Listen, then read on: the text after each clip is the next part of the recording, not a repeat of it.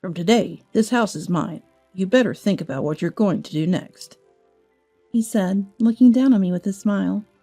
My husband stood there, arms wide open, swaying happily as if he was about to twirl, surveying the spacious interior.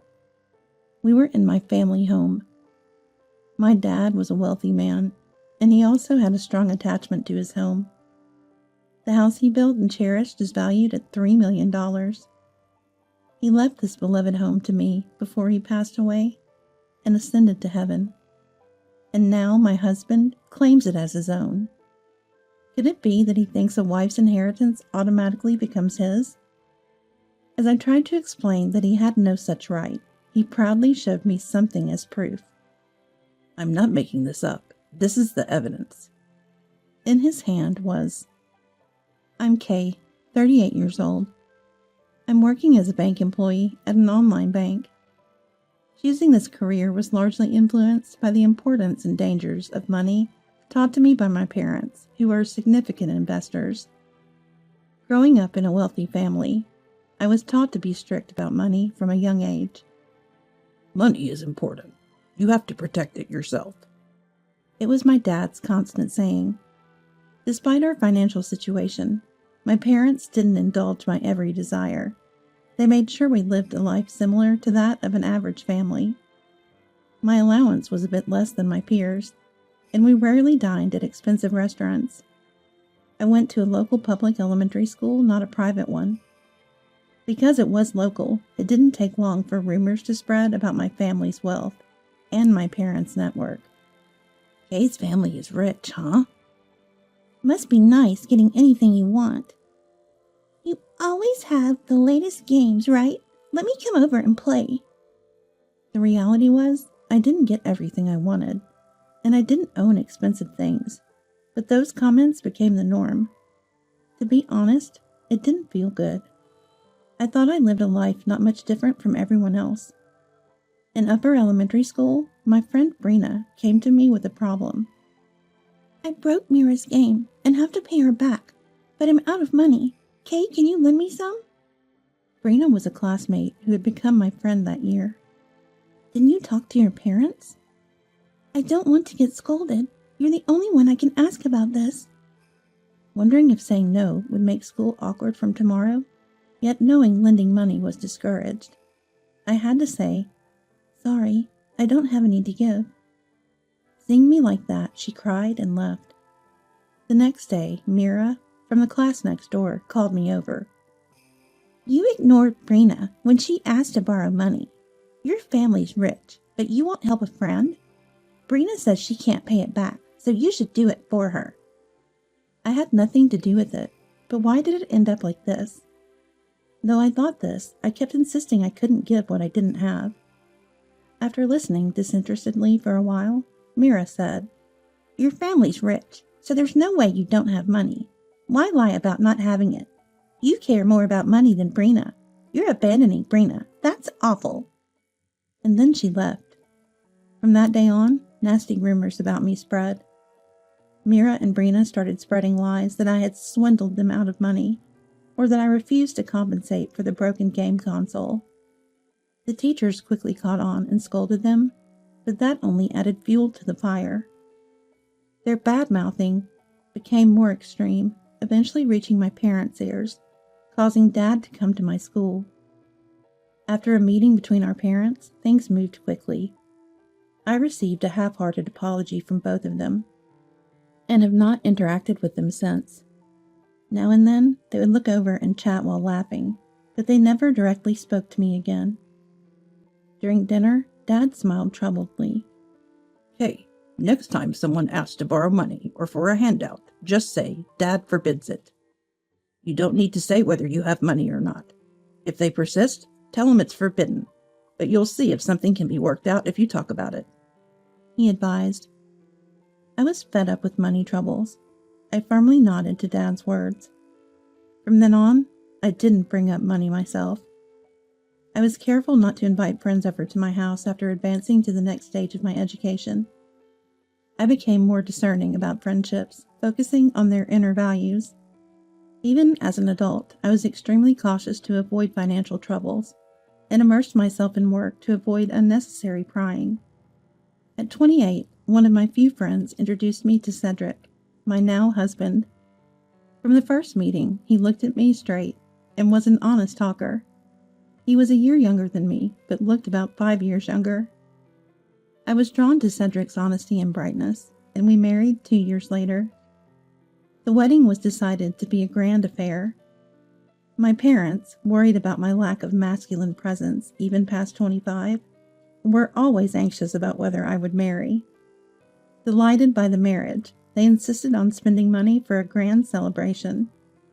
Cedric also said, "It's a once-in-a-lifetime event. Let's make it grand." Your parents are even saying so. So we invited many guests for a grand wedding ceremony. About a month after the ceremony, Dad suggested, "Maybe it's time to bring Cedric home." I trusted him, but worried Cedric might inadvertently mention something about my family home and stir up trouble, reminiscent of my elementary school days. However, now that we were married, it was something that had to be revealed eventually. I decided to introduce Cedric to my family home. Cedric stopped in his tracks, astonished at the sight of my family home. He was literally speechless. Even as we toured the house, he kept saying, "I didn't know you were this rich," his eyes shining. After the meal and leaving the house, on the way back, Cedric kept asking about the extent of our assets and other money-related questions. I dodged, saying I didn't know much about my family's finances, but I had a bad feeling. Months later, I received a call from Mom. "Your dad has to be hospitalized," she said. "What? Why? Is he okay?" I was so shocked I didn't know what to ask. "The doctor said they'll run some tests. Dad hasn't been feeling well lately. Remember, he didn't eat much when you guys came over." Indeed, Dad hadn't eaten that day, and he seemed thinner. "We'll be told the results of the test this weekend. Could you come with me, Kay?" "Of course, I'll make arrangements and be there." I was genuinely worried about Dad. That weekend, Mom and I went to the hospital to see Dad. He seemed energetic, but somehow he appeared to have lost his strength. When I spoke to Dad, he smiled and simply said, "Sorry for worrying you. Can't beat age." A few minutes later, we were called in by the doctor, who informed the three of us about Dad's condition. It was pancreatic cancer. Stage 4. It had metastasized everywhere, and surgery was not an option. I was speechless, and Mom broke down crying. "How could this be? He always took care of his health."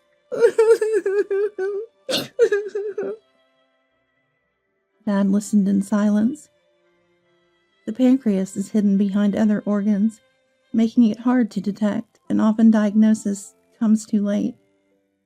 It's a type of cancer with a high probability of being terminal by the time it's discovered.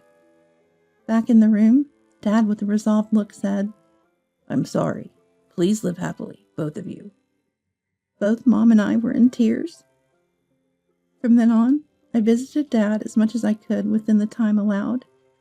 Due to the recent epidemic, visits were limited to family only, and Dad cherished the time with his friends, so he was saddened.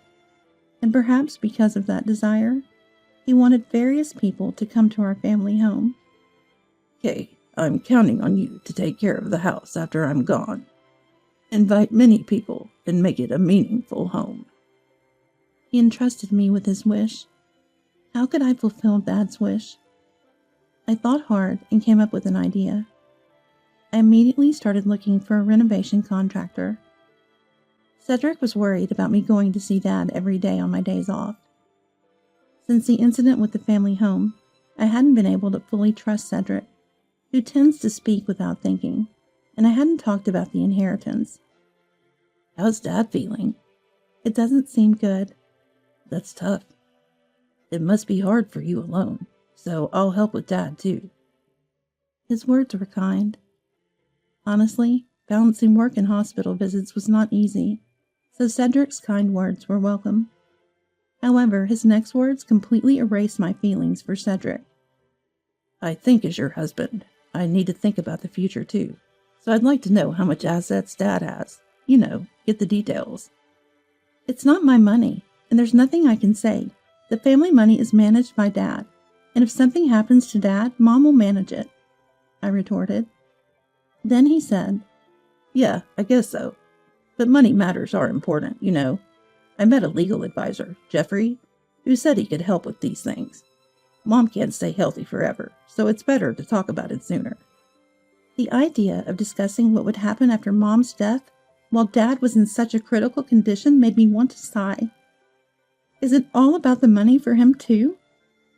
I was reminded of unpleasant past experiences. Dad has a trusted lawyer he's worked with for a long time, so we're covered on that front. But we need to sort out the money stuff. It's important. Because it's important, we rely on people we've known for a long time and can trust. Thanks for worrying, but it's okay. From the day of this argument, Cedric frequently brought up Dad's money or spoke as if Dad was already gone, which disgusted me, and I gradually started distancing myself from Cedric. Months later, Dad passed away after a brave fight. After discussions among relatives, the $3 million mansion was inherited by me, as per Dad's will. Cedric didn't even try to hide his keen interest in the inheritance. Is the inheritance process for Dad's estate progressing? And inheritance involves taxes, so I can introduce someone who can help minimize the waste. He nagged incessantly, despite my insistence that it was unnecessary. Then one day, Cedric said with a big smile, Hey, you inherited that big house, right? Awesome. So when can we move in? How did you know? I was surprised. I bumped into your cousin at the funeral, and we chatted a bit, and it came up. I wish such important matters weren't discussed so lightly. I felt anger towards my cousin as well. I did inherit it, but it's too big for just the two of us. We're not planning on living there. What? Why did you inherit it then? Leaving it empty would be such a waste. Let's live in that mansion. A happy life awaits us there. We've already decided as a family not to live there. What? Why do you decide everything without discussing it with me, your husband?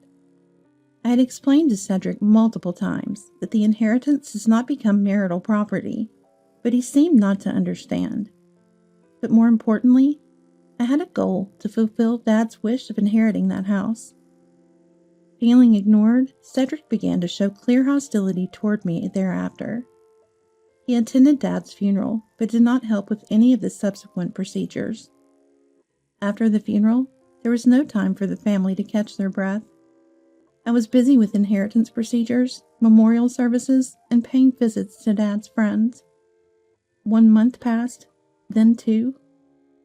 When things finally started to settle down, and I came home, Cedric greeted me with a nasty smile, saying, I have something to talk about. Sit down. Curious, I listened, and he suddenly started saying, I changed the title of your family home to my name. Here are the documents as proof. He placed a document on the table. It was labeled as a title change report. I was stunned. Marrying you was a mistake. I didn't realize it when we were just dating. I didn't know you were such a gloomy person with no friends and low communication skills. Your family is rich, but your own income is low. You're really useless. I thought it was okay since you do the housework, but I can't stand being with you any longer. However, I can hire you as the maid of that mansion. It'll be a low salary, but you can live in the house Dad left behind. How about it? Will you refuse? If so, then it's divorce. I don't need you. Get out. And he put the divorce papers on the table. Angered by his sudden insults, I retorted, What are you talking about all of a sudden? Changing the title? You can't just do something like that on your own. I had the legal advisor Jeffrey arrange it. What? Well, you'll regret it, but I can no longer be with you. It's divorce. I signed the divorce papers, packed my things, and left the house. As I walked to my family home, I reminded myself how easily money can change people. The next day, Cedric called me. Give me the keys to the house. It's mine now. Don't joke. It's not your house. It's a precious family home inherited from Dad. I hung up the phone. At first, he wasn't like this. Money changes people's hearts. I was reminded again of the dangers of money. Now, what to do? As I was contemplating, a loud alarm sounded, indicating the home security system had been triggered. There was a pounding at the door. Open up, Kay. This is my house. Cedric was trying to force his way into the house, activating the security system. I don't understand what you're saying. This has always been our family home, I said through the door. Don't mess with me. I've done the paperwork properly. Open up now. The sounds of trying to unlock the door and banging continued. I ignored it. Soon the security arrived, and Cedric was restrained. I opened the door from the inside and told the security, "He's a stranger. Please take him away." What are you saying? I showed you the documents yesterday. With the legal advisor's help, I've become the owner of this house. Confidently boasting, Cedric said, Just wait here. I went to get the documents. Returning to the entrance, I showed Cedric a copy of the real registry certificate. This house is undoubtedly mine, and the inheritance registration is completed. Here's the proof, see? Your so-called title change is fake. Cedric looked dumbfounded. You know, just because someone is a legal advisor doesn't mean they can change the title without the owner's consent. I could see the color drain from Cedric's face. Can't be true. Jeffrey said he'd do the paperwork for me because we're friends, even though it would cost money. That's the job of a legal advisor. Hey, is that person really your friend? Where did you meet him? I couldn't help but ask. When I mentioned that your dad was wealthy and eventually some of that money would come to me, he approached me, saying he could help with inheritance tax issues or advice on estate distribution. He seemed very trustworthy. Even about this house, when I mentioned you inherited it, but wouldn't live in it, he said that although the paperwork would be a hassle, for $20,000, he could change the title to me, your husband, so I had him do it. Cedric's face looked like he was about to cry as he spoke. He took out his smartphone and started to make a call.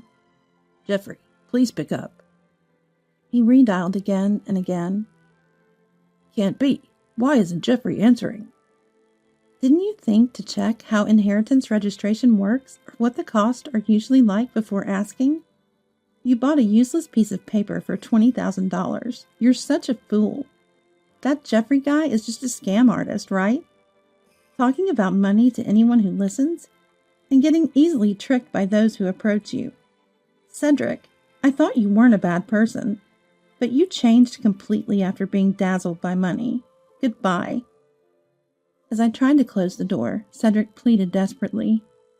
Wait, Kay, I was wrong. I want to start over with you. Please cancel the divorce. Too convenient, don't you think? Security, please take him away. Cedric was escorted away by security.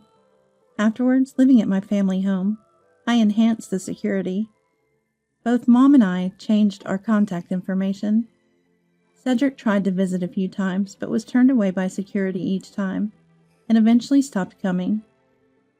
3 months later, amidst the chirping of cicadas, a gathering was held with relatives Dad was close to. A familiar figure appeared. He was emaciated, but unmistakably Cedric. Seeing Cedric in such a state didn't surprise me, because I knew what he had been through these past 3 months. A friend who introduced me to Cedric had been keeping me updated on his situation. Cedric, hoping to reconcile with me, had been lying to his boss about being on external appointments and spent hours searching for me. Eventually, his actions caught the company's attention, leading to warnings, demotions, pay cuts, and finally dismissal. Moreover, Cedric, being too naive, had fallen victim to various scams during these 3 months. He was tricked multiple times by get-rich-quick schemes and offers to reconcile with me. A truly concerned friend had warned him, but Cedric trusted scammers over his friend's advice. As a result, Cedric was drowning in debt and abandoned even by friends and family. Now Cedric stood before me, having lost everything: income, family, everything. He wore dirty clothes, not fit for mourning, clearly out of place. Before I could call security, Cedric collapsed to his knees as if falling apart, then suddenly started prostrating before me.